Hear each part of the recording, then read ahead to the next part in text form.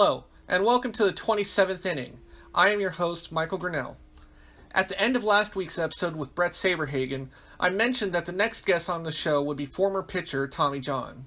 While we will still hear from him in an upcoming episode, I've changed up the release schedule a bit, and instead today we'll hear from longtime Cincinnati Reds pitcher and 2004 World Series champion Bronson Arroyo.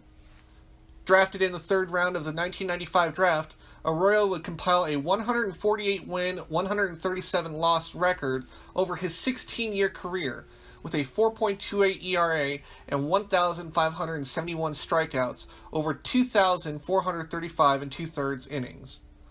After winning the World Series with Boston in 2004, Arroyo would be traded to Cincinnati in spring of 2006, where he would eventually spend 9 seasons with the Reds and win 108 games for them. Now, 4 seasons removed from his final game, Arroyo continues to stay busy with a variety of interests, which includes playing guitar with his band, playing golf, and catching games at Great American Ballpark. We'll be back in just a moment, and when we return, you'll hear from longtime Reds pitcher Bronson Arroyo. All right, we are here with longtime Cincinnati Reds pitcher and 2004 World Series champion Bronson Arroyo. Bronson, thank you for taking the time to be with us today. Yeah, man, thanks for having me. Now, we're going to be going into your career a little bit, talking about that. But first, before we get there, I wanted to get your opinion on some news that has been going on recently with Major League Baseball beginning the crackdown of pitchers using foreign substances on the baseball. I just wonder if you could tell us your thoughts on that, any experiences that you may have seen or heard about during your playing career. Yeah, it's always been an issue. They want pitchers to not use anything slick or sticky on their hands, both. And, the majority of guys are using something a little tacky. You're trying to get some sort of grip. But what people don't realize is Major League Baseballs are rubbed up in a different way than they are in the minor leagues for the most part. The ball's a little bit slicker.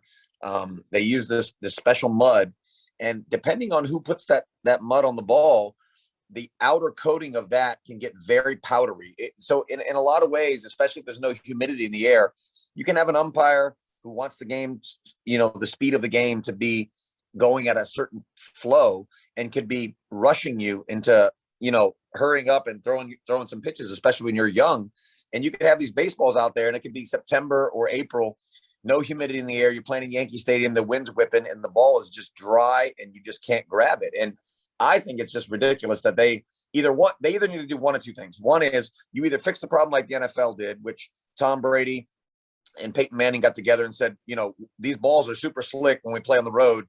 We should be allowed to rub up 12 of our own baseballs. So, that's one thing. Either let us rub our own baseballs up and get them the way we want, or they should allow guys to have something sticky out there, just like the hitters have, because you really can't make a baseball do much more than it's supposed to by having a little bit of tack. You're just trying to get a grip.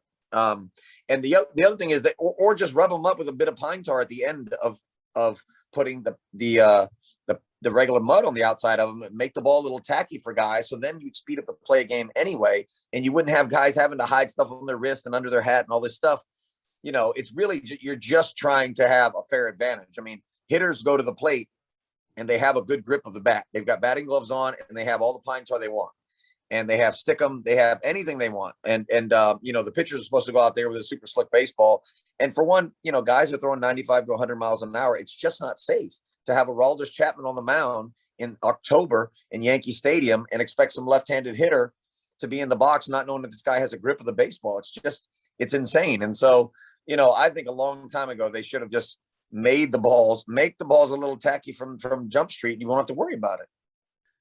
Now, with the use of foreign substances, you had a pretty lengthy career, so you had plenty of time to kind of see how the game changed over the years. Is this something that it's an increased usage of these substances over the years, or has it always been the same amount of people, the same amount of pitchers using these substances, and just nobody was talking about it until recently? It probably, if you go back before I played, I got called up in 2000 for the first time. But if you rewind to the 80s and the 90s and the 70s, they were using more stuff on the ball than they are now, for sure. There was definitely more guys out there trying to throw, balls with slick stuff on their hands, whether it was Abilene or Vaseline, or cutting the baseball with little strips of of sandpaper glued in their glove. These types of things happened in the past much more than they happen today. They're just talking about it a little bit more now, but what guys are getting, I can see every single pitcher in the game and where they load it up. And they're loading up the mildest form of a little bit of tackiness on their fingers just so they can grip the baseball. That's it. They might be talking about it being an issue now because guys are throwing so hard. And if you have the ability to throw 95 to 100 and you're now throwing a pretty tight slider that might have a little bit better rotation on it because of some grip, then, it's becoming difficult for the hitters to put the ball in play. But, it's not happening any more than it has in the past. And over my career, it's always been the same old stuff. It's a little bit of bullfrog, sunscreen mixed with a little bit of rosin, or a little bit of alcohol mixed with rosin, or a little bit of pine tar. There's only a handful of things you can use. And most guys aren't doctoring the baseball at all. They're just doctoring a couple of their fingers so they can grip the ball. For me personally, when I played, I doctored the ball. I had enough pine tar out there on me to last 50 pitches, and nobody knew where it was coming from. And I just rubbed it on the baseball and made the ball nice and tacky the way I wanted to. And then I didn't have to deal with it. I didn't have to worry about my fingers having some sort of a grip because I fixed the baseball. But a lot of guys don't have enough guts to go out there and do that. So they just put a little bit on their fingers and try to get a grip. But, after 30 or 40 pitches, or you're really sweating a lot, it's really hard to get a grip out there anyway. So, you're always kind of pinned behind the 8 ball a little bit, depending on the environment you're playing in, the weather. Yeah. Well, I wanted to get your opinion on that since, like I said, that's, the big thing in the news right now is baseball as we're recording this. But now let's go back in time to the 1995 draft. You're picked in the 3rd round of Hernando High School. Talk a little bit about that moment when you found out that you got drafted that early by Pittsburgh. Yeah, pretty exciting. I mean, being an amateur player, there's just something very special about being able to put on a Pittsburgh Pirates hat as an 18-year-old kid and be like, hey, I'm going to maybe play for these guys in the big leagues one day. And, just thinking about the first time you're going to get a baseball card or something like that. I mean, it's just super exciting. And so I remember I was actually getting a haircut when I got the call. There was no cell phones back then. So 1995, my parents got the call, and the Pirates said they drafted me in the 3rd round, 69th pick overall. And I knew I was going to be drafted in the 3rd or 4th round. I was hoping for the 3rd, but I wasn't sure if anybody was going to take me before the 4th round started. And so it was a pleasant surprise. And I really didn't care who drafted me. I wasn't really like a huge fan of anybody growing up as a kid, except for the St. Louis Cardinals, because Ozzie Smith was my favorite player. But I just wanted to be drafted high enough that I felt like it was worth foregoing college for.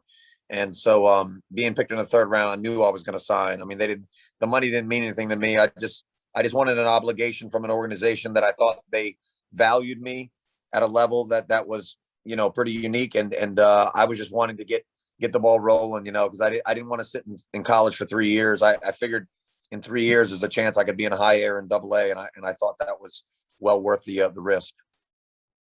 You went through Pittsburgh's farm system. It took you 5.5 seasons roughly to finally make it to Pittsburgh. Talk a little bit about that journey through the minor leagues, and did it ever reach a point where you were beginning to wonder if you were going to make it? Yeah, the minor leagues is a grind. Fortunately, when you're going through it for the first time, you don't know any different. And so when you're riding on buses that are breaking down and they don't have air conditioning, and you're riding 13 hours from Augusta, Georgia to Hagerstown, Maryland, and you got to pitch the next day, you don't think that much of it. You're 19, you're 20 years old, you've got, $12 in your pocket every day to eat on, and you're eating, Subway and Waffle House, in the South Atlantic League, just 2 and 3 times a day. But, it doesn't phase you mentally because you're so optimistic about playing in the major leagues. And it's what you've grown up thinking about your whole life. And it's this journey you're on. And so, I enjoyed almost all of it, to be honest with you. If I had to go back and replay the minor leagues, being, let's say like a 40-year-old guy with the same mind, but a 19-year-old body, it'd be very difficult, because going through those experiences, and once you make it to the major leagues, the treatment that you get at that level, from the food and the travel and just monetary things, it makes it very difficult to go back and enjoy the minor leagues again. But while I was going through it, I had a fantastic time. I was one of those guys who was a little thin and didn't throw real hard. So I usually stayed at the same level every year. So if I started in Augusta, Georgia in 96, I was there the whole season. 1997, Lynchburg, Virginia, I'm there the whole season. And I'm seeing guys bounce up and down constantly. So I'm getting an idea as I'm going along of how I kind of slot in the organization. And there was never a time that I didn't think I would make it to the big leagues. And that was only because I was comparing myself to other guys who were pitching next to me. And, you know, I was just I was a winner almost at every level. I don't think I ever had a sub 500 record as a minor leaguer. You know, I was almost 40 games over 500. I won 80. You know, people don't realize I won 84 games in the minor leagues. Like, that is unheard of for a guy who has had a 15-year big league career. You know, if you try to find anybody who has 100 major league wins, who has more than 50 minor league wins, it's almost impossible to find anyone who has that. And, you know, I had 84 in the minor leagues and almost 150 in the big leagues. So I'm really proud of what I did in the minor leagues. I was down there for a long time. And the Pirates really, I feel like the Pirates stole about a year and a half of time from me that I could have been performing at the big league level that I actually had to perform at AAA had they had a little bit more confidence in me early on in my career. But, you know, with that all being said, you know, I look back upon those days like you look back upon your high school days, and it's a bunch of good guys that you love playing with that you're still friends with to this day. So you climb your way through the ladder. You finally make it to the major leagues. Your first game, it's an interesting case. Your first game, June 12th, 2000, you enter as the pinch hitter for Scott Sauerbeck in the bottom of the sixth inning. How did that come about? How you're a pitcher in your first major league game, you're coming into bat? Yeah, it was a strange day for sure. You know, the day before that, I was supposed to pitch in Colorado Springs. I'm in AAA, and we're playing in Colorado that day, and the manager of our club in AAA for the Nashville Sounds was Trent Jewett, and he at the All-Star break got pulled up to the major league level, which is very rare. It never happens. They fired first and third base coach of the Pittsburgh Pirates in 2000 at the All-Star break. They called my manager up, Trent, to coach third base for the Pirates. So he knows me well. And so I've been pinch hitting in AAA and pinch running a good bit because I was a decent athlete. So I get called into the office in Colorado Springs the day I'm supposed to pitch, the day before, June 12th, so June 11th. And my now manager, who was the hitting coach, Richie Hebner, an all-time Pirate great, he calls me in. He says, I got good news and I got bad news. Which one do you want? I said, well, give me the bad news first. He says, bad news is you're not pitching today. He said, the good news is you're pitching against the Braves tomorrow in Three River Stadium. and that moment of being called to the major leagues was without question more impactful than being drafted. I mean, it was like, you know, being drafted was very exciting because of the age that you were. But being called to the major leagues was like a dream come true. You know, you've been thinking about it since you were a 5-year-old kid. I wasn't really thinking about the draft, right? You don't know anything about the draft, but you know, when you say, hey, my friends can watch me pitch on TV, that's pretty special. So I get called up and I get there and it's a rain delay and batting practice is canceled. And I get to the ballpark and we have a pitching meeting, and I'm putting on my uniform to start the game. And I had played with a guy named Jimmy Anderson for a lot of years in the minor leagues, and he was in the big leagues before me. And I was putting on a pair of spikes, and he said, what are you doing? And I said, well, I've been pinch hitting and pinch running in AAA a lot. I'm going to put on my spikes. And he said, no, nobody's going to pinch hit here. He said, just put on tennis shoes. So I put on my tennis shoes. I don't put my contacts in my eyes. And third inning, I'm sitting on the bench, and they say, Bronson, you're on deck. And I said, I have tennis shoes on. And they said, don't worry about it. What they said was, it's a good box, which they meant, you know, there's good dirt up there. And Three River Stadium was an AstroTurf field. So the only thing you had to worry about was right there in the circle at home plate. And so I get in there and I get a full count. I hit a ground ball back to Bruce Chen, who I had played against for many years. So it made it a little bit more comfortable. And I was the first pitcher to do that in 70 years. And, you know, very strange moment. And, but it got a little bit of the nerves out. So the next night I could, you know, feel a little bit more comfortable on the mound, although that wasn't that easy as well. Yeah, that next night you make the debut on the mound. Didn't go quite so well. Allowed 5 runs on 10 hits in 5 innings against the Braves. But you guys end up winning the game in the 10th inning on the walk-off home run by Will Cordero. Talk about that debut game for you. Yeah, what I remember most about the game was, I was proud that I'd given up a lot of hits, and I was proud that I got through the fifth inning, which, if you compare it to what guys are doing these days, I mean, I got deep in the game. These guys are getting pulled out after 5 innings all the time. That was my first time out there in Three Rivers, and I gave up a lot of hits. But I remember the strike zone being a little smaller. I remember the ball being a little bit more uncomfortable. And I remember having a really hard time putting hitters away. So I was getting into good counts, 1-2, 2-2, but I was having a hard time putting guys away. And part of it was that I didn't know these hitters, and that I was also uncomfortable. It was my first time on the mound. But also having a catcher, Jason Kendall, who didn't know anything about me, made it very difficult, for me to expand upon what I was doing for all those years in the minor leagues, which was dropping down arm angles and doing a lot of different things that they were not going to allow me to do at that time. They wanted you to be a little bit more, I would say, a little bit more like not formal, but just traditional in a way. And they want you to be a 3-pitch pitcher and not be doing too many weird things. But what they didn't know about me was that my creativity between my ears is what made me who I was in the minor leagues, and eventually at the big league level as well. But in those early days with the Pirates, they really stifled me a bit by not allowing me to kind of pitch with that style. So I remember that night just feeling pinned against the wall a little bit, and not being able to really finish hitters, like I said. And we came back and got the win. And I remember Trent Jewett was my manager, and he said, 5 innings, man, first big league outing, 5 runs, he said, nothing to be ashamed about. You got a no decision. And, it took another 3 years before I really got comfortable at that level.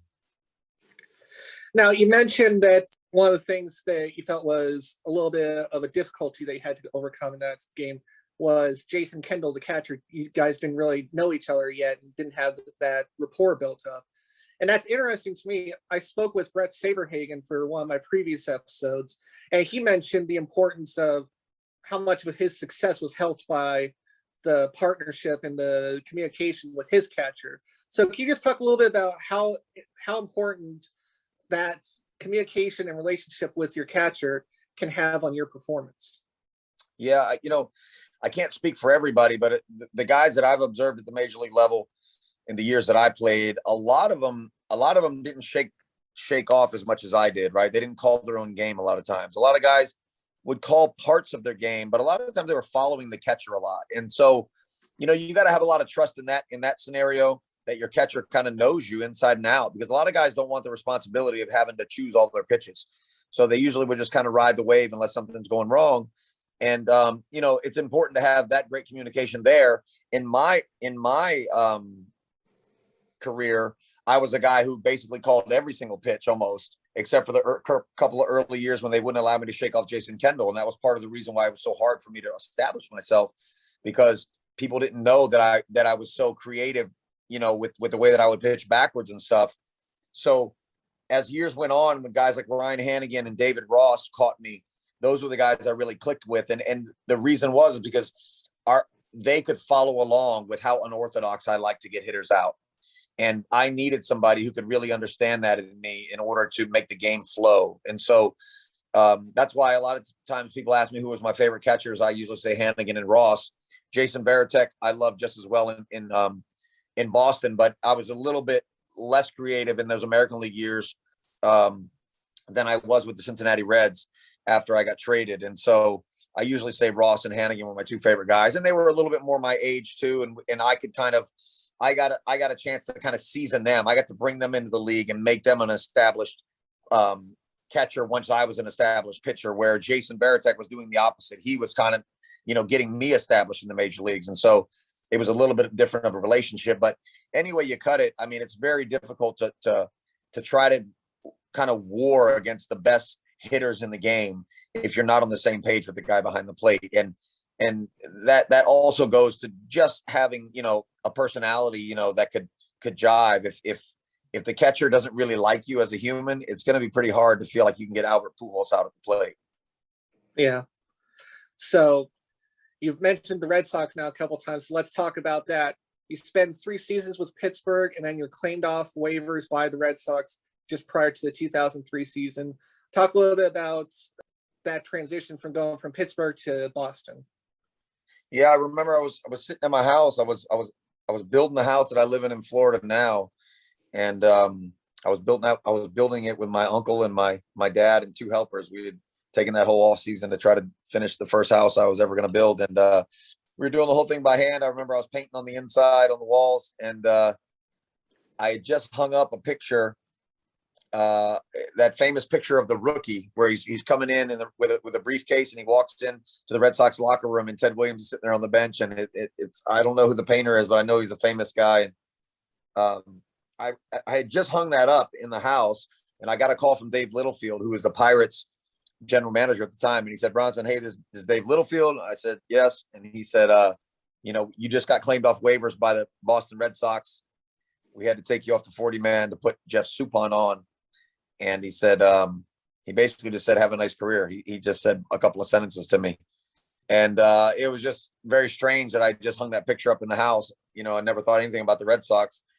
And I'd only been in the Pirate organization my whole career, from the time I graduated high school all the way through 2002. So it was a new experience. I didn't know what I was going to run into. I didn't know how playing for a different organization was going to be. And when I got to spring training that first year, I really realized that every team was not the same in the way that they trained, in their philosophies. Everything about it was totally different.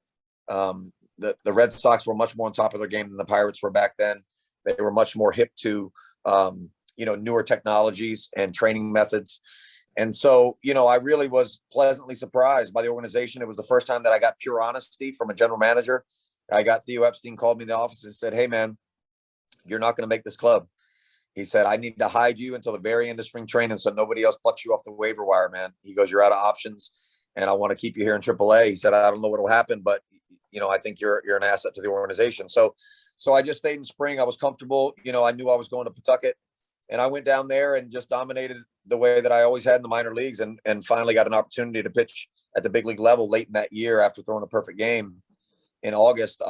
He was his hand was forced a little bit to call me up, and I never went back to the minor leagues. And that was really the kickstart to my big league career.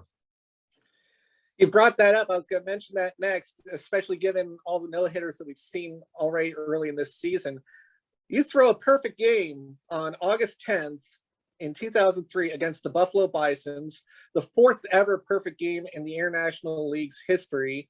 Talk about that game. Like, that must have been a wild ride for you. Yeah, it was a good day. It was, it's funny. I was living in Providence, Rhode Island at the time. I don't know where a lot of other guys were living, but I was new to the organization. So I didn't really know a lot of the guys like I had known everybody in the Pirate days. And I was a little bit old. I wasn't older, but I had been in the big leagues a little bit more than most of the guys on the team. So I lived on my own that year. I didn't have any roommates. And I lived in downtown Providence, and I was in this building that had a parking garage underneath. And for whatever reason that day, I went to pull out of the parking garage, and my magnetic key card didn't work. And so I got out to see what was going on, and I smashed my right elbow up against this metal box. And, for somebody that only pitches 32 times a year, your whole life depends on it. That's extremely worrisome. And my elbow was swelling a little bit before I got to the park. And, as I was warming up in the bullpen, I don't remember if I know I didn't feel fantastic because I was worried about the elbow. But as the game was moving along, things were pretty normal. I was pitching against my old manager, who I had for many years with the Pirates. And he was the Buffalo Bison's manager that year, named Marty Brown. And so it was nice to see him. It was a little bit of comfort there. But I was already off. I had already had a really good season. I was an all-star. I was doing all the things that I had done in those Pirate days. And I didn't know if the Red Sox were ever going to call me up that year. But the Japanese baseball league was really hunting me hard. They were wanting to buy me from the Red Sox, and I knew that was going on. And so I was kind of in limbo a little bit. But that day, just pretty average day until you got to about the seventh inning, and we always had a pretty good crowd there in Pawtucket, especially back in those days. And after the eighth inning, it was just the stands were just rumbling. I felt like I was under a football stadium at a high school game with kids just stomping their feet and stuff. And it's probably the most nervous I've ever been in a ball game, because it was one of the few times that I felt like that ninth inning was for the fans. I felt like it wasn't, normally you're out there competing for your teammates and yourself. This was the first time that I felt like I needed to deliver the goods, almost like a musician, to the crowd. And so, that ninth inning was pretty fantastic. Though I remember throwing just a bunch of breaking balls. I had a good curveball that day. I think I struck the first two guys out, and then the last ground ball went to my buddy Andy Abad at first base, and we still hang out to this day. So it's pretty special to have that. And it was a good thing, because when I got to Boston, I got called up. Nobody knew anything about me in the American League, but at least Red Sox fans had this one little note in their brain that, oh, that's Arroyo. He threw that perfect game. And I felt like it helped me a little bit. So you got called up late August 2003. You ended up making the postseason roster, joining the Red Sox in the ALCS that year. Then it went 7 games. Aaron Boone hits that walk-off home run. We'll get to the 2004 postseason, but first, just talk a little bit about what was it like being in the clubhouse after that walk-off home run from Boone to basically end your guys' season. Yeah, that was as bad of an atmosphere as I've ever been in a locker room. Probably the worst atmosphere I've ever been in. I was a young guy. I hadn't been in the playoffs ever. We're losing 90 to 100 games with the Pirates every year. And I'm in this Red Sox locker room, and I'm like you said, I got called up late in August, and I got called in the office after pitching 2 or 3 times. I got a save against the Mariners. I threw 2 innings or 3 innings against the Yankees, and I had a couple of good outings. And then Grady Little called me in the office, and he said, "Hey, I want you to know that you're throwing the ball well, but you're probably not going to pitch a lot for the rest of the year, and just enjoy the ride." So I said, "Okay." So I just came to the park every day, and did my thing. And next thing you know, Scott Williamson and Jeff Suppan and Scott Sauerbeck, Young Kim. There's a bunch of guys that are on that club that are now they're struggling. They're not getting people out. And he is now throwing me in games in the 7th and 8th inning and starting to set up righty-righty matchups against guys like, Derek Jeter, Gary Sheffield and Alfonso Soriano. And so I wind up making that playoff roster just by pure luck. I mean, I had no business being on that team, but I had the hot hand. I had a 2 ERA, I think, in the big leagues at that time out of the bullpen. And they saw a guy who was a little fearless. I had already thrown 1,100 innings in the minor league. So it wasn't like I was, I had some seasoning to me. And I had also played at the big league level. So I wasn't so awestruck by big league hitters. And so, I got off to such a great start there. I got on that playoff roster, and, in that series, we wind up beating Oakland, being down 2 games to none, and you can just feel the momentum. And we felt like we were about to be part of something super special for the first time in such a long time. And we get into that Yankee series, and it's tied, 7-7, we're in game 7, and I'm warming up in the bullpen. I'm the next guy in the game. Tim Wakefield's going to eat up a couple of innings, and then I'm probably going to try to eat up a couple of innings. And then we're going to be down to, the guys that try to close out games, and hopefully we have a lead by then. And, just being in that inning, everything was fine. We're just relaxed. It was just first pitch, and Aaron Boone just popped it out of the park. And it was pure pandemonium, in the stadium. You couldn't even tell it was humans in Yankee Stadium. There were a bunch of arms and legs flopping all over the place. I mean, it was so loud, and they were playing New York, and I had to watch those guys celebrate on the field. But, that early on in my big league career, it was, you never want to lose, but it was still an experience to have been a part of. And walking in that locker room that day, I just remember seeing Pedro's face and Nomar Garcia-Parra, and it was almost as if someone had walked in the locker room and shot a bunch of guys with an AK-47. I mean, it was grown men crying. They had been grinding on that for such a long time to try to get over the hump, and it hadn't happened yet. And it was definitely a bad plane ride home. I can remember Lou Merlone, who does radio for Boston now, and guys were saying, "Why didn't Grady pull Pedro out? It was 5-1. Why didn't he pull him out?" And at some point, Lou Merlone just said, he just erupted. He was like, "Shut up." He's like, "I don't want to hear it." He's like, "Because you guys don't have to live here." He's like, "I'm from Framingham." And he's like, "I'm not going to be able to go anywhere except over to Blockbuster and pick up a bunch of movies and just stay home the whole winter." Like he knew that he was not going to be able to go anywhere without people asking him, why we didn't pull Pedro out that whole winter. And so when we came back in 2004, everybody had a little bit of a chip on their shoulder, and we acquired Curt Schilling, and we felt like we had an opportunity to get the thing done. Interesting that you bring up Curt Schilling, because that's why I'd asked some fans online if they had any questions they'd like me to try and ask you about. And one of them involves allegedly Curt Schilling.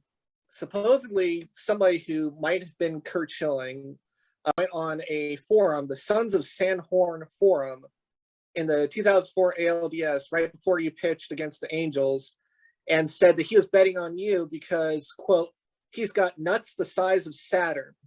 which led to the nickname that many people see on Baseball Reference, Saturn Nuts.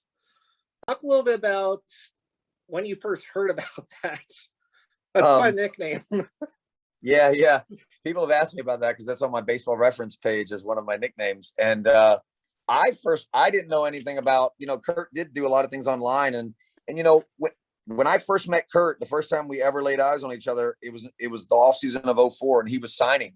He had just signed, and he was coming in to do a press conference. And I was sitting in the locker room with like a sweater on, and I was such a skinny guy, somebody introduced me to him, but he didn't know me at all. I was just a nobody, just a young guy in the game, whatever. And so, we go through the 04 spring train, and he still doesn't know me, but at some point in that season, he realized that I was serious about my business and that I could get the job done. And so he then started saying things to me like, look at this guy getting out of the hot tub after he pitches, man. He looks like a little wet rat. Like, he's so skinny, but he had value for me. He realized that I was a competitor, and he realized that I had guts out there. And I think he liked that. And so I don't know if that story is true about him saying that. It could have been. The first time I was made aware of it was I had gotten I got a postcard in my mailbox at the stadium. And it was from the fan. It was from like the boosters club for the Red Sox. Usually it's like older men and women that, take care of certain things that we're not aware of. And they have these clubs like the Cincinnati Reds do, and they had written in there, great series against the Yankees, and they wrote Saturn Nuts. And I didn't know where. I knew what the reference was, but I didn't know where it had come from. And to this day, I really don't know the inception of it. It might have been Kurt, because I know he definitely he said enough things to me to make me realize that he was proud of the way that I handled my business out of the mound, especially in really big series and games like those Yankees days. Yeah, you went out that night against the Angels that he was calling for you to have a big game, and sure enough, you did. 6 innings, 2 runs, 7 strikeouts. Talk about that performance in the ALDS. Yeah, that's one of my 2 favorite games of all time. Pitching in the playoffs is just such a different animal. There's just such a heightened sense of every out meaning and mattering so much. There's nobody who's taken anything for granted in a playoff game. Everyone is watching, every subtlety from the bench, and nobody's inside eating, a plate of spaghetti like during the regular season sometimes, right? It's just everybody's like all hands on deck. And I'd felt that in Boston, and it's been a couple of years since I got a chance to do that when I first got over to Cincinnati. But in that 04 playoff, Tim Wakefield had been on that team for a long time, and Derek Lowe had been a Boston Red Sox for a long time. And I beat both of those guys out for that 3rd spot in that rotation. And that was purely because I had the hot hand. I hadn't lost in about 15 straight starts. And I know both of those guys were chomping at the bit, and they wanted to pitch to the playoffs. And by the end, they got to contribute as much, if not more, than I did in that World Series victory, which was awesome because we all got to play a role through that. But in the beginning of the series, it was on me. And I remember that day, it was one of the rare days that I was in the bullpen. I felt really crisp, and I just had good stuff. And a lot of times when you have really good stuff in the bullpen, it doesn't always play out that way on the field. And I had good stuff, and we were executing game plan, and it was just working out. And jogging off that field that night with that lead in Fenway Park and getting a standing ovation. And Tim Wakefield was the first guy on the top step giving me a high five. I mean, that was the feeling that you'd been looking for your entire life. I mean, you're only going to come across it a couple of times, and it was so special that if you did do that 100 times in your career, it would probably degrade how amazing that was, to be in a big clutch situation like that and be able to pull something off, especially being 27, 28 years old. So you had that good performance in the ALDS. Flash forward to the ALCS. You get involved in somewhat of an infamous play when you go to make the tag and Alex Rodriguez slaps the ball out of your glove. One of the fans wanted to know if you could take us through that play and what happened there, what was going through your mind when all this was going down. Yeah, I came out of the pen. I was always having to pitch in that year. It was always Sheffield, Jeter, and A-Rod, right? I was going to have to get those right-handers out, the righty matchup. I had the big breaking ball and hopefully try to keep those guys honest with that. And so I came in the game, and Jeter was already on, and I had Alex up, and he was on first base. And, Alex was the guy that was going to try to beat on the inner half because he had a little bit of a hole there. He liked to drive the ball to right center, and he really could hit breaking balls, but I was going to throw him an extra slow one, right? So there's a lot of times when you think this guy will just crush my 74-mile-an-hour curveball, but if I throw it 65, you might be able to get him out front, right? And just get him off it. And so that's what I did. I just threw him a nice, easy one, and he hit it right off the end of the bat. And when you hit the ball right off the end of the bat, it's spinning like a top. And so the only thing I was thinking was just make sure this ball doesn't shoot out of your glove. Just grab it, make sure you get a good handle on the ball and make an out. Well, what happened was I was so focused on that I got over to the ball so quick because I was always a guy who could get off the mound fast for bunts. Well, Doug Minkiewicz, in the excitement of the game, he came and tried to get the ball himself. And when I picked it up to flip it to first base, our first baseman Minkiewicz was standing right next to me. So my brain went into just a millimeter of a panic mode because I thought Alex would be right on top of me. It would just be a bang, bang play. And when I looked up, he was jogging.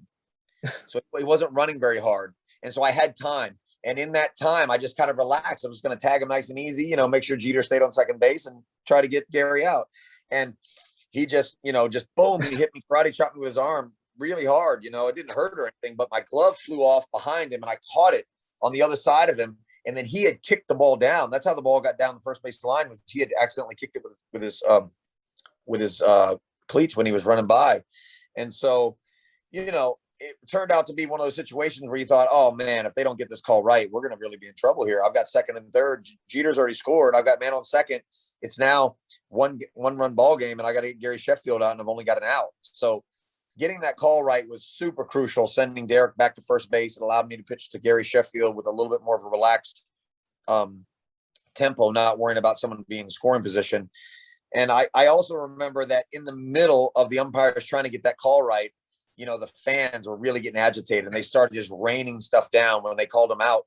They started raining batteries and beer bottles and all kinds of stuff. And the riot crew came out. And that's probably the first time that I'd ever been, maybe the only time I've been on the baseball field. It felt like a war zone. And, it just made the drama that much better. But it was definitely fun to mix it up and be in the middle of that and have it go our way for once. Talk about drama, that ALCS, you guys were down 0-3 to the Yankees. It looked like you guys were going to be bounced out again, second year in a row. But then you guys come back, win 4 straight, go to the World Series, and you win it all that year. Talk about Game 7. Ruben Sierra grounds out to end the ALCS. You guys are going to the World Series. Talk about that moment and the difference, how compared to the year before when you guys were sent home on that home run by Boone. Yeah. It was like deja vu, like Yogi Berra says, deja vu all over again, although the outcome was different. I was, again, warming up. I was the next guy in the game. There was a right-hander coming up to the plate. I don't know if it goes Miguel Cairo or who it was, but Alan Embry was in the game to get that last out. And if he didn't, I was going to come in and try to get a righty-righty matchup. And so it was just a very similar situation.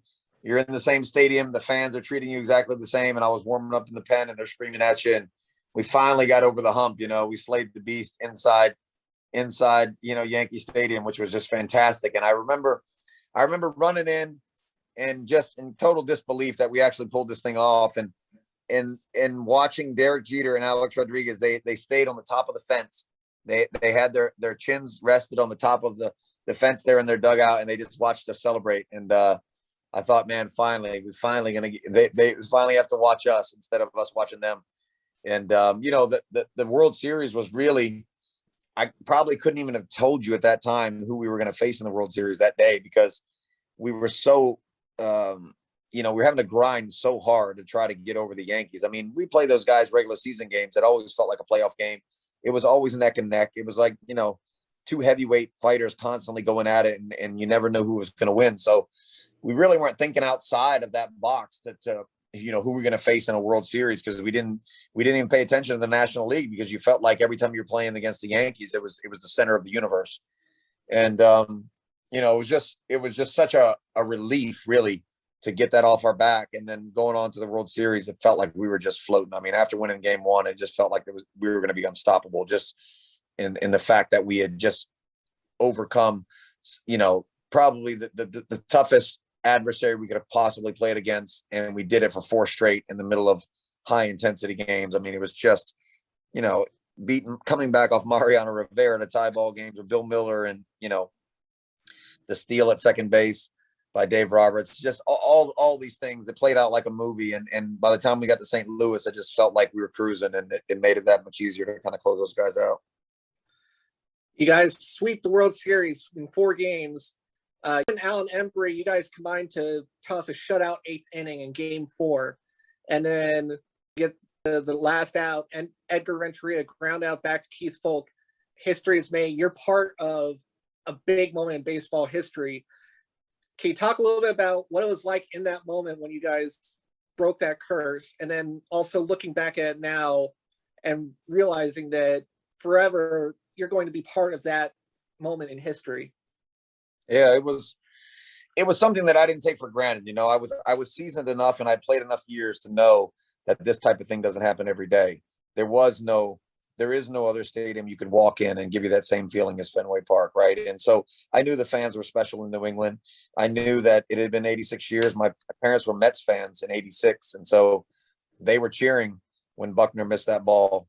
And I didn't really take it that serious until I played in that uniform. You realized how much that region, depended upon the Boston Red Sox, and how much their happiness depended upon them winning. And, I just felt very fortunate to be a part of that cast and that crew. I was probably the 20th, most known guy on that team out of 25 guys, but, I got to contribute as much as anybody in some big situations as everyone on that staff did. And, I got to fly behind Pedro Martinez, Kurt Schilling, Derek Lowe, and Tim Wakefield for, a couple of years there, which was really fantastic, because I never really enjoyed kind of fronting a rotation. I really enjoyed being a guy who was flying under the radar and put up the most quality starts on the staff, right? Like, that was fun for me. And to this day, it's just something that it's almost unmatchable. You know what I mean? What the Cubs did is very close, but I still feel like the fans of New England are way more rabid than Chicago fans. And,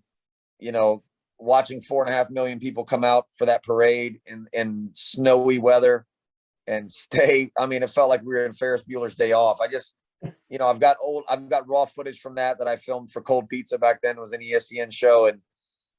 And when you watch it back, it just almost anything you see about the series in that year just almost seems like myth. It feels like it was made up for a movie.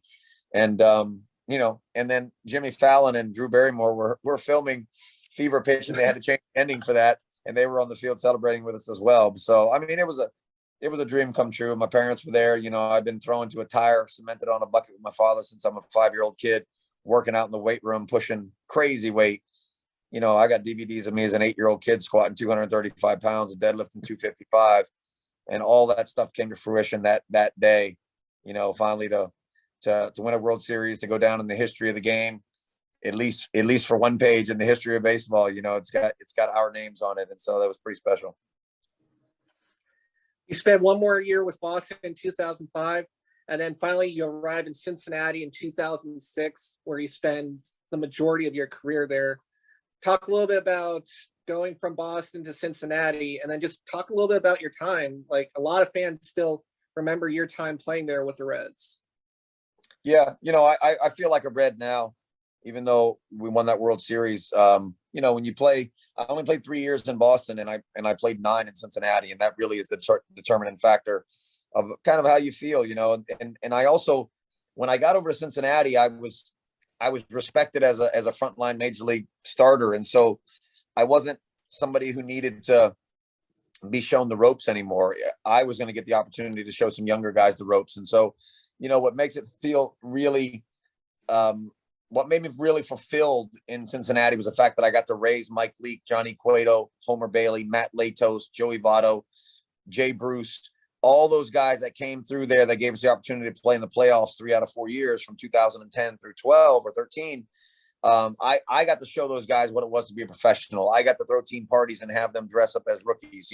I got to do all those things with those guys. And so I really feel like a Red. I think in a couple of years, I'll my numbers are good enough that I'll wind up being in their Hall of Fame. And, if you had to ask me, what hat you want to wear in your grave, man, it would probably be a Red because of those 9 seasons. But the transition wasn't easy at first because I was so in love with Boston, and I signed a 3-year undervalued deal, and they told me they promised me they wouldn't trade me, and they traded me before the next season started. And so, the first, I'd say 3 to 4 weeks in a Reds uniform, I was just totally absent. I was dominating the league physically, but mentally I was still in Boston. I was watching every one of their games, and I just couldn't believe that I wasn't in that uniform.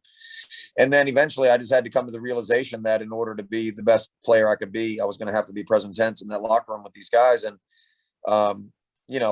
Scott Hatterberg and Rich Aurelia and Ken Griffey Jr. and Adam Dunn and all those guys that were on that club, and Aaron Harang, they made me feel welcome. They made me feel like I was wanted there.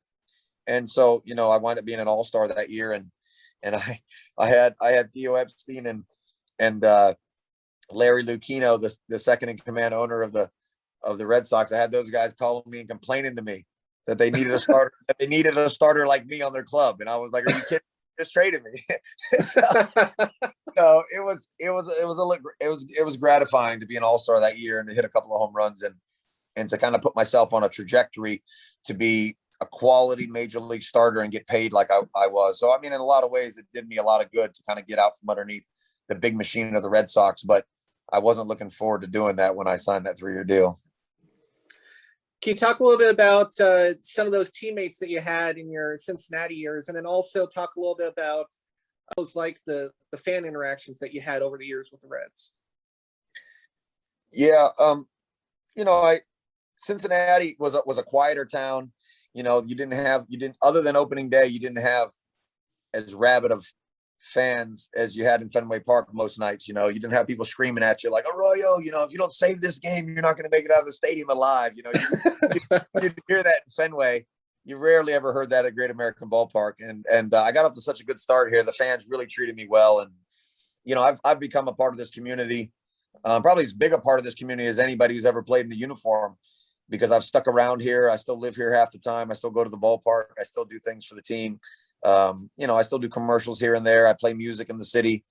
And so, the fans here have really treated me well. And I won them 108 games in 8 seasons. I mean, it's a lot. And I was really steady. I never missed a start for these guys for those first 8 years that I was here. And I think the fans, also got to really figure out that I was a humble guy who really shot it straight when he got his butt kicked and didn't make excuses. And all the things that come along with doing those post-game interviews that we don't realize as players is really seeping into people's living rooms through the television. Along the way, I really they had a lot of value for me here in this region. And in turn, I've had a lot of value for them. And so it's been really great. And the teammates that I've had that in a Reds uniform that I really loved. I mean, a lot of these guys are starting to retire now, like a Jay Bruce, Joey Votto's getting older, but Brandon Phillips, even Adam Dunn, Ken Griffey Jr., like I said, back in the old days, David Weathers, Aaron Harang, David Ross, Ryan Hannigan. There's just so many guys on this club that really made me feel at home, and I really enjoyed being around them a lot. Dusty Baker and Brian Price were also huge parts of that chemistry that we had in that locker room. But it was, this was my life's work, was to play, baseball, and the meat and potatoes of it ended up being in Cincinnati. And I at this point, I'm really, really happy with that. You had a nice long career with Cincinnati, and then towards the end of the last few years of your career, injuries started to pile up. Just talk about those last couple of years before you came back with the Reds and retired. Yeah. So I at the end of 13, I really wanted to stay with Cincinnati. I wanted to try to retire in that uniform if I could. And they just didn't want to pay me. They were trying to crunch their money, and they offered me a 1-year deal, but they wanted me to defer a bunch of the money. But I had already deferred my last 3-year deal for 7 years with no interest for them. And so I just felt like I had done them a lot of favors, and I felt like I wanted one in return. And what that return was like, give me a solid 2-year deal at age 37, and I'm going to continue doing what I've done for you for the last 8 seasons. And they didn't, want to bite the bullet and pay me. So I wind up looking elsewhere. I wind up signing with the Diamondbacks. And in that spring training, my shoulder was bothering me a little bit, and I had a cortisone shot for the very first time. And I didn't really realize something was toward my shoulder. So I kept pitching, and I was leading the team in wins. I was 7-4. I was getting the job done, but the ligament in my elbow broke and my shoulder was tore, and I pitched 6 more times like that. So by the end, I beat Josh Beckett 2-1 in Dodger Stadium. And if you watch that game back, I don't even throw 80 miles an hour, but a handful of times. I mean, I'm throwing 75-mile-an-hour fastballs and wind up winning the game. And they knew I was hurt, and they knew that was going to be my last one because I could barely pick my elbow up, and it was ridiculous. And then I wound up having surgery on my shoulder and my elbow at age 37. And so it took me, over 2 years to come back from that. It just was a real daunting task to try to get pain free. And also I was aging, and I wasn't a hard thrower by nature. So, I had a lot of things stacked against me. So in the end, I went to the general manager of the Cincinnati Reds, who was Dick Williams at the time. And I said, listen, man, I think I got some left in the tank for you. I'm relatively healthy. I think I can get the job done for you. I'll just play for league minimum. Let's just see what happens. And he said, okay. And so I went out there, and I was 3-1, leading the team in wins in mid-May, and people were astonished that I was doing that, throwing 82 to 85 miles an hour.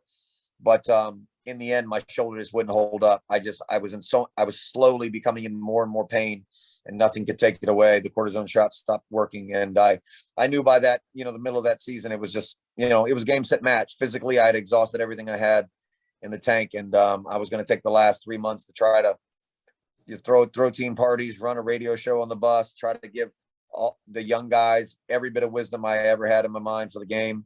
And when I left there, it really felt like it was my senior year of high school. It was time for me to go. The games were getting long, and I was ready to not come to the park anymore. And I got to go out in a way that I would want to, and there's not many guys who can say that in the game. They gave me a great celebration. They gave me a beautiful guitar. They gave me a rocking chair. They had, guys like Eddie Vedder and Theo Epstein and Johnny Cueto and Mike Leake, guys talking to me on the Jumbotron that day. The Red Sox gave me the number 61 out of the scoreboard from Fenway. And so honestly, if you would have told my 19-year-old self, that's how you're going to end your career, and these are the numbers you're going to put up over the whole time, I would have been absolutely ecstatic with that. You brought up that retirement ceremony, and this can kind of segue into, it seems like music is really a big part of your life along with baseball. First, just talk about what it meant to have that video up there at your retirement ceremony from Eddie Vedder, and then just kind of talk a little bit about music and how much that's been part of your life. Yeah, the music started in 1999. I was in AA with the Pirates, Altoona Curve, brand new baseball team there. They really treated us well there, and somebody had given me an acoustic guitar. It was the assistant general manager of that ball club, Altoona, in '99, and I had started singing in the shower a little bit in that early 90s kind of Nirvana, Pearl Jam, Stone Temple Pilots, Soundgarden stuff that was coming out of Seattle was really ringing in my head. And I started singing in the shower a little bit and singing a little bit of karaoke. And I thought I'd love to play the guitar. And so I got this acoustic Yamaha handed to me that I still have to this day. And I started just strumming songs on it and trying to figure out how to make it work. And without knowing it, it was the next step of my life that was gonna kind of like grab me, and I was gonna be ate up with it. There's not many things you can be really, really passionate about in life. I think you can only have a handful of them. And baseball was that first love, and the music has now become kind of that second love. And it's hard to go anywhere for more than a couple of days without having a guitar in your hand or a ukulele, just something to be able to play some music and sing with. And along that way, I've got an opportunity to meet a bunch of musicians as well. Guys from, Counting Crows, and guys from American Hi-Fi, guys from Stained, guys from Pearl Jam. You got an opportunity to hang out with some of these guys at the stadium or at their venue because they're baseball fans, and vice versa. And Eddie Vedder was one of them, and he was my favorite of all time. And getting to meet him was, absolutely mind blowing the first few times. And now being friends with him, sometimes it doesn't even feel normal, you know what I mean, to be able to call up a guy like that and have an hour conversation about baseball or politics or whatever it is. But having someone like him, I mean, he's as big as it gets for my generation. He's the Bruce Springsteen of my generation, and for a guy like that to be talking to me on my retirement day, man, I remember tearing up a little bit at the stadium just because it was I mean, how can you get any better, man? It's like my favorite song of all time was Black from the First 10 record. I'm a 15-year-old kid, and I'm thinking about winning a World Series, and you've done all that, and it's coming full circle, and the Red Sox are in town. They're giving me the 61 out of out of the scoreboard, and then I'm going to play a show at second base. And I played a bunch of Pearl Jam songs, and Eddie was talking to me from the Jumbotron. So it was, the whole thing just wound up working out great. And, like I said, I couldn't have really asked for much more if you would have told my 19-year-old self that would have went down. Well, and this leads into a fan question that also talks about your music in baseball. With the 2020 Dodgers World Series ring presentation, you did a video introduction for when Walker Buehler got his ring, and you performed Wonderwall. And a fan wanted to know, first off, why specifically was Wonderwall the choice for the song to perform? But that also leads into, when I was looking up more about it, Walker Buehler, seems to think highly of you. And I was just kind of wondering if you could talk a little bit about the relationship that you guys have. Yeah. Walker, I didn't know it, but he grew up a Reds fan, and, he lives in Lexington, Kentucky, which is only, an hour and a half away from my house here. And we met. I was hurt coming off those couple of surgeries from the Diamondbacks, and I got traded to the Braves. And about 5 weeks later, they traded me over to the Dodgers. They were basically just shoveling my salary around. And so I ended up with the Dodgers for I was there for about 2 months, and I was training and trying to get healthy. And Walker just was coming off being drafted in the first round, but also having Tommy John out of Vanderbilt as well.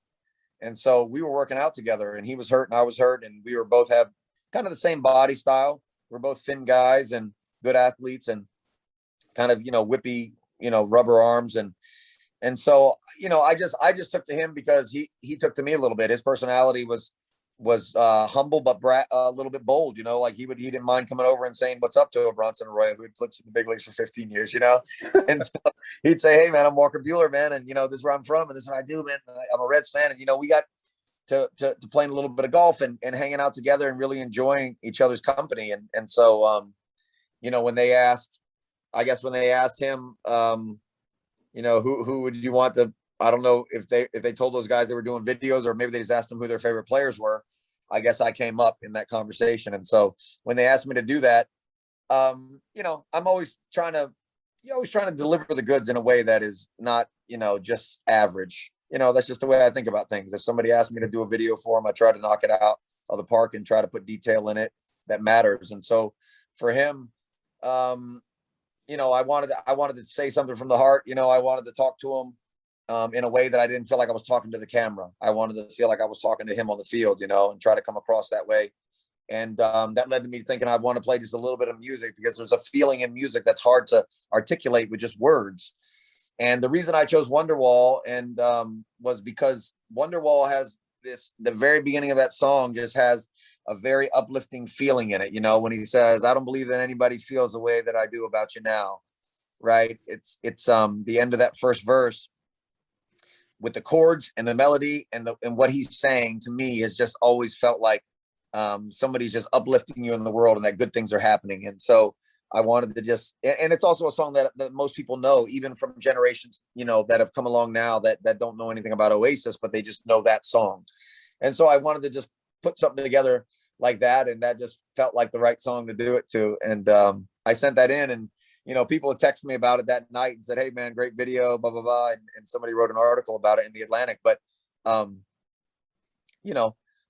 didn't do it for that reason. But I've just seen enough ball players that don't care enough about the details to make sure that they leave tickets for people when they say they will, or if they're doing a cameo, to really give something somebody can hang on to, And so that's what I try to do for Walker, because I care about him, and I also don't like to put slop out in the world. So I'm just glad that they enjoyed it, So now talk a little bit about what you've been doing in your post-baseball life. What have you been up to since retiring? Yeah, it's been the fourth season that I haven't played. And just like your parents told you, the years roll by quicker and quicker. I played 22 seasons of baseball, and they went by pretty fast. And now it feels like the days go by even faster. Every time I blink, it's like 6 p.m. and the sun's going down, and I can't believe another day has gone by. So I've just been trying to do the things that make me happy. And, I go to the ballpark sometimes and do things for the Reds. But I'm steady playing golf 2-3 times a week. I try to snow ski in the winter. I've been working on a house. My grandparents had a house from the 1800s down in Key West, where I grew up as a kid. And I was fortunate enough to get that house. And and redo it. And I'm kind of winding that down. It's taken me 3 years to do that because it's an old historic house and there's a lot of rules to that. I'm playing music in a band around Cincinnati here. We play probably, sometimes once a month, sometimes 2 or 3 times a month. There's different festivals and there's different charity events or just a full-on rock show at a club. We're doing that, playing a lot of cover songs. We play a lot of Bruce Springsteen, the Beatles, the Lumineers, Pearl Jam, Nirvana, a lot of the stuff that I enjoyed listening to as a kid.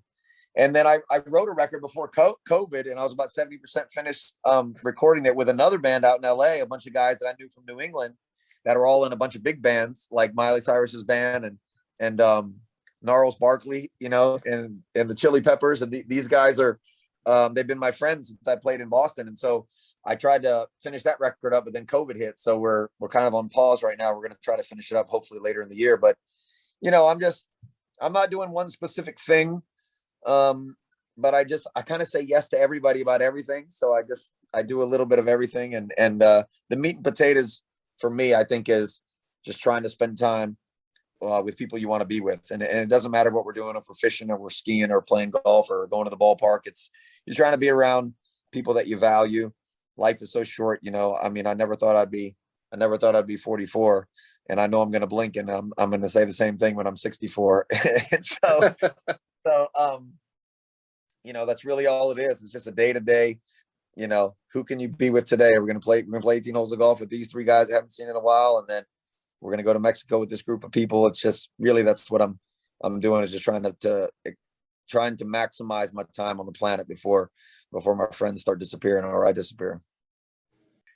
Well, I have 2 more baseball related questions to close this out. First off, I know for me personally, I'm sure a lot of other fans feel the same way. You have pitchers, they have their different unique pitching styles, pitching windups. The unusual pitchers are the ones that really captivate a lot of people, whether it's the knuckleballers or the submarine pitchers or the pitchers with a high leg kick. And you definitely had a pretty high leg kick there. And so I've always wondered, how exactly do you get to that point where you decide, I'm just going to stick my legs straight up in the air and then throw it? Right. Funny is all these years people have asked me that question, and that the answer always is, it was born out of a guy that I just met for the first time about 2 weeks ago at a baseball card show up here in Ohio. Dwight Gooden was, was an absolute stud in 1985 and 1986 for the Mets, even in 84. And around 84 was probably when I started thinking about pitching. It was after T-ball. And back then, in 7, 8, 9-year-old in Key West, we were pitching to each other. And so that was really what my childhood mind just morphed out of watching Dwight Gooden pitch. He had a high leg kick, although it was a lot more of a bent leg. My brain did that. And then when I got into the minor leagues, I didn't really know growing up as a kid that I was any different than anyone else, because you can't really see yourself and you don't watch yourself back on video, at least back then. In the 80s, we weren't watching ourselves on video as kids. So I didn't know anything about it until I got into the rookie league and the Pirates started breaking your mechanics down on video all the time. And they would say, your legs are unorthodox and unusual. But once they realized I could throw strikes, and once they realized that I wasn't like falling off balance because my hamstrings were too tight, then they just kind of left me alone. And what the leg kick actually did for me, a lot of people I think they probably think I'm kicking it up and it's like really kind of vicious to get it up that high. But for me, it wasn't, because my hamstrings were so loose. What I was actually doing without knowing it was that I was picking my leg up, but flicking my foot out to use the momentum of the foot to bring my leg up. So it was just really relaxed the whole way up and on the way down. Most guys are using their hip flexor to constantly pick their leg up. And when I tried to pitch like that, it was really tough because my hip flexor was out of shape. I had never used it before. So when I tried to do that, I just couldn't. And so, over time, it just became my thing. And, guys used to always joke because I had the high leg kick and I'd drop down and throw a lot of soft, backdoor breaking balls. The lefties were like, oh man, you're just distracting them out here. And then you throw them soft stuff, they would joke around. But, it was just whatever made you feel comfortable out on the mound. And that's what made me feel comfortable. And a lot of times when I see pictures of myself, when my foot is like at my face or higher than my head, I don't know what's there. To me, it's just totally relaxed. And I don't know that's out there. It's just, I'm looking at a home plate and it's just a nice free flow for me. And then the last question I have for you, kind of how we start off the interview with a topic that's being discussed around baseball right now. Another topic that's been discussed in the past few years is the debate over whether the designated hitter should expand into the National League. Now, you've spent time as a pitcher in both the American League and the National League. So you've had time where you're hitting and where you're not hitting. What are your thoughts on the idea of expand designated hitters? Should pitchers be allowed to hit, or do you think that we should expand the designated hitter? I've done both. There's negatives and positives to both, right? So in the American League, the only thing you have to worry about is putting a 0 on the board. And if you're losing 3-2 after 6 innings and you don't have to hit, they don't pull you out of games, and you can go back out there and try to battle through the 7th and the 8th inning. Even if you get a loss, you can get a complete game loss in the American League. It's very difficult to do that in the National League because when your at bat comes up, they need to hit for you if it's a crucial situation. So, there's negatives and positives to both. I personally like it that way. I like the fact that both leagues are different. I like the fact that there's a different style of baseball. There's a lot more thinking in the National League. And then you've got a lot more brute power in the American League, and you got to navigate those lineups without a weak link at the 9th hole. But, to just take the bat out of the pitcher's hands completely, I don't love that. I don't love that for even one reason. People used to say, hey, if Pedro Martinez had to pitch in the National League, he wouldn't have buzzed the tower so much, right?